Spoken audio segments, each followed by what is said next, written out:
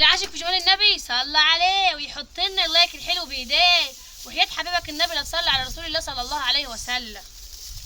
قال الوحده تروح تخلي جوزها يجيب لها عيش جاهز، عيش فينو، ماله العيش البلدي، ما تشتري مغلى يا اختي. ايه يما جات لك على طول اهو يا مش يما. ابوك جاي لك تعالي من بدري؟ ايه يما بقى؟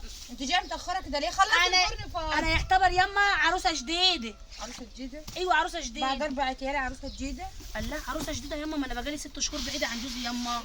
طب يا اختي مش بقالي 6 شهور. ماشي يا اختي. عملت ايه؟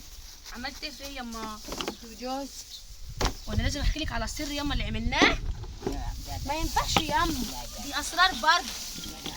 كل اللي انا عايزه اقول لك عليه ان انا كنت عروسه جديده وخلاص. بس بقى على بيتك بقى، ومش كل يوم الاقيكي نفطري جايالي. ماشي؟ ايه يما؟ المره دي جينا على ابوك، المره الجايه مش هعرف اجي عليه. بس اعملي حسابك انا هاخد شويه عيش من ده وانا مروحه. خدي اللي انت عايزاه وانا بخش عنك حاجه؟ لا ما بتخشيش عني. طيب ما بخش عنك حاجه، بس انا عايزاكي تبقي جدعه كده وتعيشي. هعيش يما والله يما، بس يقولوا بس ما يضربنيش. كان في مثل زمان كانوا بيقول لك ايه؟ لقمه الراجل مجمره ما تاكلهاش غير كل واحده مشمره. يعني انا مشمره ولا مجمره؟ انت ولا حصلتي ده ولا حصلتي ده. اما مش بسيب لك الدار خلاص. ده انا عايزاكي بس تظبطي لسانك كده مع جوزك، عشان انت ما تنضربيش الا من لسانك الطويل. ما هو يما بيستفزني وعنده امه حربايه بتستفزني رخرة. وقولت حاضر ونعم ما بتزعلش. طب وحماتي اعمل فيها؟ حاضر ونعم، ما معايا نسوان خواتك اهم.